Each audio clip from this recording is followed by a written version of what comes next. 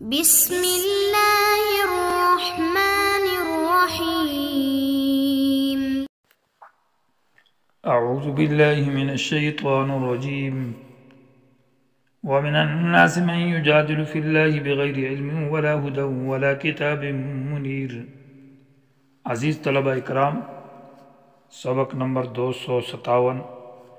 سورۃ حج، آیت نمبر 8۔ گزشتہ سبق کے اندر اثبات التوحید اور اثبات القیامت،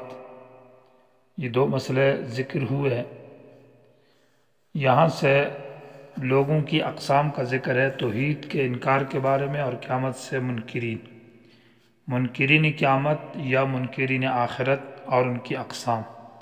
ایک قسم پہلے ذکر ہو چکی ہے، وَمِنَ النَّاسِ مَن يُجَادِلُ فِي اللَّهِ بِغَيْرِ عِلْمٍ۔ وہاں ان سے مراد وہ لوگ ہیں جو تابعدار ہے، یعنی مرید، اور تابعداری کرتے ہیں شیطان کی، چاہے وہ انسان ہو یا جنات ہو، یعنی شیطانوں میں سے، اور اس کی اتباع میں یتبعو بڑی کوشش کرتے ہیں، یعنی خود گمراہ ہے اور گمراہوں کی تقلید اور پیروی کرتے ہیں۔ اور ان کے بارے میں فیصلہ یہ تھا کہ کتب علیہ انہ من تولاہ،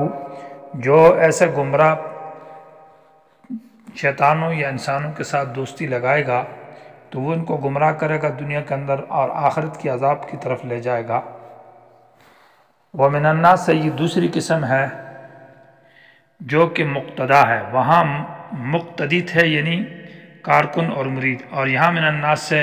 مقتدا، پیشوا، مولوی، جو خود بھی گمراہ ہے اور دوسروں کو بھی گمراہ کرتا ہے۔ یعنی پہلے تھا ایک آدمی خود خراب ہے اور خراب لوگوں کی اتباع کرتا ہے، اور یہاں یہ ہے کہ یہ وہ لوگ ہیں جو کہ خود بھی خراب ہیں اور دوسروں کو بھی خراب کر دیتے ہیں اور دوسروں کو بھی گمراہ کر دیتے ہیں۔ یہ ہے وہ متبوعین، ان کا تذکرہ ہے۔ وَمِنَ النَّاسِ، اور لوگوں میں سے کچھ وہ ہے، یجادلو، جو جھگڑتے ہیں، فی اللہ معنی فی دین اللہ، اللہ کے دین میں، بغیر علم، بغیر علم کے، اور ولا ہدن، بغیر رہنمائی کے، ولا کتاب منیر، اور بغیر کسی کتاب روشن کے۔ علم سے مراد دلیل عقلی ہے کہ ان کے پاس کوئی عقلی دلیل بھی نہیں ہے،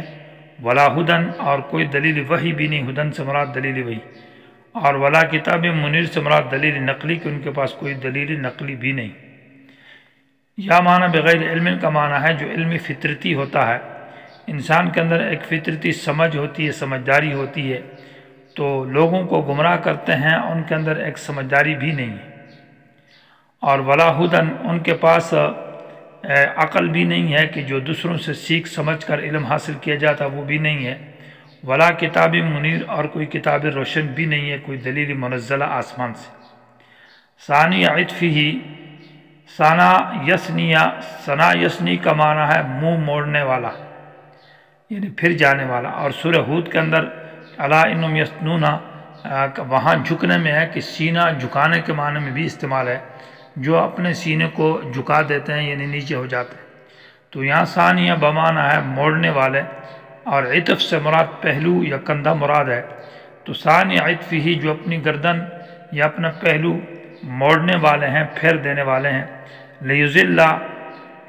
کیوں یہ تکبر کرتے ہیں اسلام سے، دین سے، توحید سے؟ مقصد اس کا یہ ہے کہ لیذل، تاکہ یہ گمراہ کرے لوگوں کو، عن سبیل اللہ، اللہ کے راستے سے۔ جس کے پاس دلیل عقلی بھی نہیں ہے، دلیل وحی بھی نہیں، نقلی بھی نہیں ہے، علم صحیح قرآن و حدیث کا نہیں ہے، اور تکبر اس کے اندر ہے کہ منہ موڑنے والا ہے۔ ثانی عطفی مر اپنے پہلو کو موڑنے والا ہے یا اپنے کندھے کو موڑنے والا ہے، یہ اشارہ ہے تکبر کی طرف کہ بڑا متکبر ہے، قرآن و حدیث کی طرف متوجہ نہیں ہے۔ اور عاقبت نتیجہ یہ ہے کہ لیذل، گمراہ کرتا ہے لوگوں کو، عن سبیل اللہ، اللہ کے راستے سے۔ یہ دلیل ہے کہ یہ مولوی مراد ہے، متبوعین مراد ہے، جو کہ مقتدا ہے، ان کی طرف اشارہ ہے۔ لہو، اس آدمی کے لیے فی دنیا کی زندگی میں خزی، رسوائی ہوگی، وَنُذِيقُهُ يَوْمَ الْقِيَامَةِ، اور ہم اس کو چکھائیں گے قیامت کے دن، عذاب الحریق، جلانے والا عذاب۔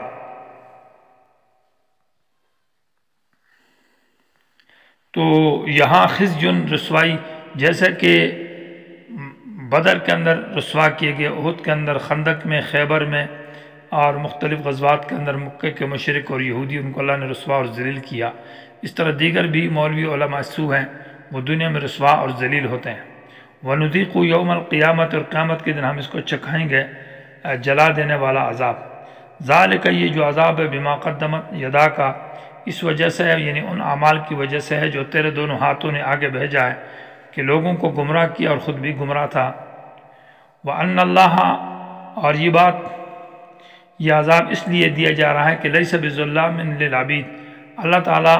کسی قسم کا ظلم نہیں کرتا اپنے کسی بندے پر بھی۔ معنی یہ کہ سزا نہ دی جائے تو اللہ تعالیٰ کا عدل ثابت نہیں ہوگا،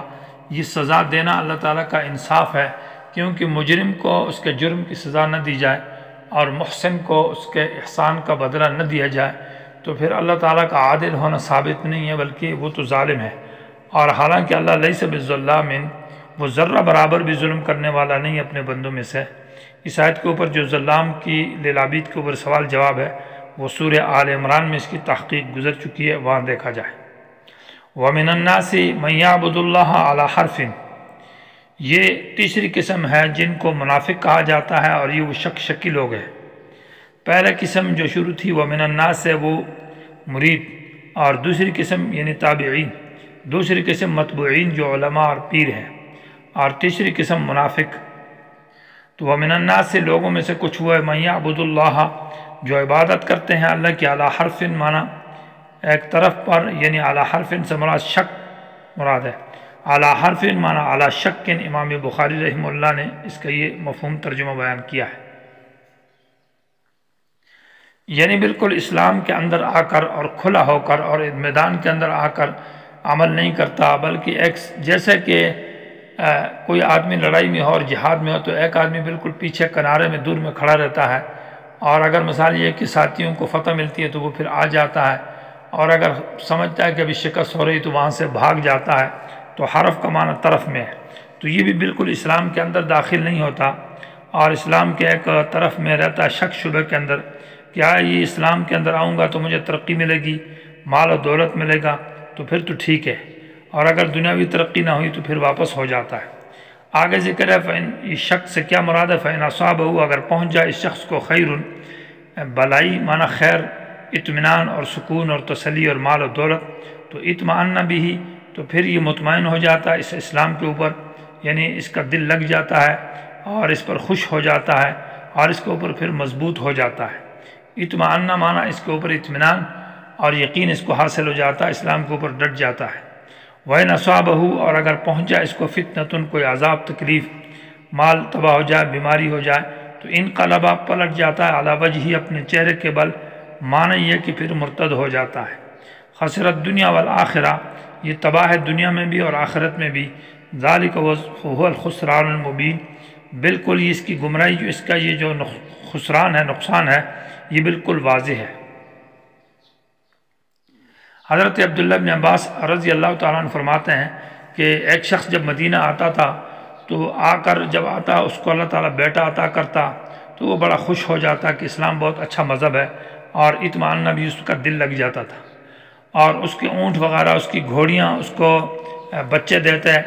اور اس سے اونٹنیاں اور یہ پیدا ہوتی تو وہ بڑا خوش ہو جاتا تھا۔ لیکن جب اس کا بیٹے مر جائے یا اس کے اونٹ وہ بچے نہ دیں اور اس کے بچے مر جائیں تو نقصان ہو جائے تو وہ مرتد ہو جاتا تھا اور واپس اسلام سے چلا جاتا۔ اور یہی حال مسلمان کا ہے کہ مسلمان بھی اسلام کے اندر جب آتا ہے اور نماز عبادات اور صحیح دل لگا کر پڑھتا ہے، اور جب اس کو نقصان اور مصیبت پہنچتی ہے تو اسلام سے بددل ہو کر پھر اپنے کفر اور گناہ اور دنیا والی زندگی کی طرف واپس ہو جاتا ہے، اور جب اس کو اسلام میں ترقی ملتی ہے تو خوش ہو جاتا ہے، اس کا دل لگتا ہے۔ تو خسرت دنیا میں بھی تباہ اور آخرت میں، کیونکہ دنیا میں اس کو اسلام سے محرومی اور آخرت میں عذاب ہوگا، یا دنیا میں اس کا جو مال ہے اس پر جو مصیبت آئی ہے تو یہ دنیا کی تباہی ہے، اور آخرت میں تو اس کے لیے عذاب ہی ہوگا۔ یدعو من دون اللہ،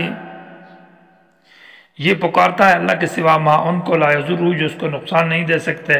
اگر اس کی عبادت نہ کرے، وما، اور ان چیزوں کی، لا ینفع، جو اس کو نفع نہ دے سکتے، کیونکہ من دون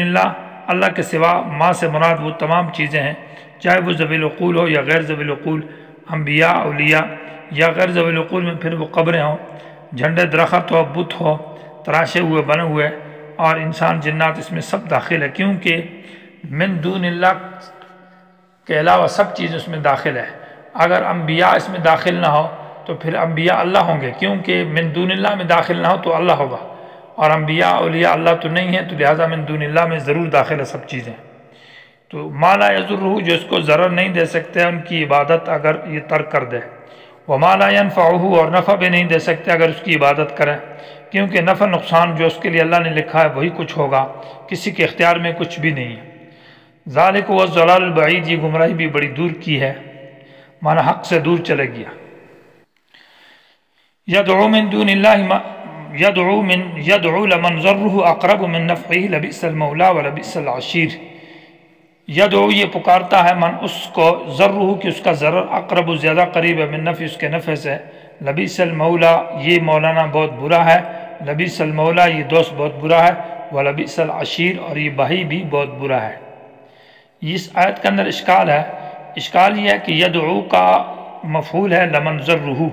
یہ من موصول اور ضرہ مضاف مبتدا ہو کر اقرب من نفع اس کی خبر ہے، اور مبتدا اپنی خبر سے مل کر پورا جملہ یہ صلہ من کا، من موصول اپنے سلسلے سے مل کر یہ یدعو کا مفعول بھی ہے، اور قانون یہ ہے کہ مفعول بھی تو درمیان میں ہے اور اس پر لام ابتدائیہ تاکیدیہ نہیں آتا، وہ تو شروع کلام میں آتا ہے۔ ایک اشکال اس پر یہ لفظی ہے، تو اس اشکال لفظی کا جواب یہ ہے کہ یہ لام لمن میں لام زائدہ ہے، تو معنی یہ ہے کہ یدعو من ضرہ اقرب من نفعہ عبارت ہے، یا یہ ہے کہ یہ لام اصل میں مؤخر ہے، اس کا مقام اصل میں لاقرب، اللام یہ اقرب پر داخل ہے، عبارت یوں یدعو من ضرہ لاقرب من نفعہ، ویسے اس کی تقدیم ہوئی ہے، اصل اس کا مقام مؤخر ہے، وہ اقرب خبر ہے۔ یا تیسرا جواب اس کا یہ ہے کہ یدعو یہ تکرار ہے پہلے یدعو کے اوپر، اصل میں یدعو یدعو ہے، یدعو معنی پکارتا ہے، من دون اللہ یدعو، اور لمن ضرہ یہ کلام مستقل کلام ہے، ابتدائی کلام ہے، لمن ضرہ مبتدا اور اقرب من نفع اس کی خبر ہے، یہ یدعو کا مفعول بھی نہیں ہے۔ یہاں پر ایک اشکال معنوی بھی ہے، اور اشکال معنوی یہ ہے کہ یدعو من ضرہ یہ پکارتا اس کو جس کا ضرر اقرب قریب من نفعہ اس کے نفع سے، تو اشکال یہ ہے کہ اس کا انہیں نفع بھی ہوتا ہے اور نقصان زیادہ ہوتا ہے، حالانکہ پہلی آیت کے اندر ذکر تھا کہ ما لا یضرہ کہ بالکل ضرر بھی نہیں ہے اور نفع بھی نہیں ہے، وہاں تو کہا نفع ہے ہی نہیں ہے، اور اس آیت میں کہا نفع کچھ نہ کچھ ہے، تو اس کا جواب یہ ہے کہ یہاں ضرہ سے مراد یہ ہے کہ ضر العبادت، یعنی اس کا ضرر جو اس کو نقصان عبادت کا یہ زیادہ ہے من نفع اس کے نفع سے، اور نفع سے مراد شفاعت مراد ہے، یعنی اس کی جو شفاعت ہے وہ شفاعت کا جو فائدہ ہے کہ یہ اس کا عقیدہ یہ اس کے خیال میں کہ کل کو یہ میرا پیر یا میرا استاد یا میرا جس کی میں عبادت کرتا ہوں یہ میری سفارش کرے گا، اور آج اس کی عبادت کرتا ہے، اس کے نذرانہ اور شکرانہ دیتا ہے، تو یہ اس کا نذرانہ اور شکرانہ دینا، اس کی عبادت کرنا، اس کا جو ضرر ہے وہ بہت ہی زیادہ ہے من نفع اس کے نفع سے، وہ اس کی شفاعت نہیں کر سکے گا، اور شفاعت بھی یہ اس کے خیال میں اس کے عقیدے میں اصل میں یہ بات نہیں ہے۔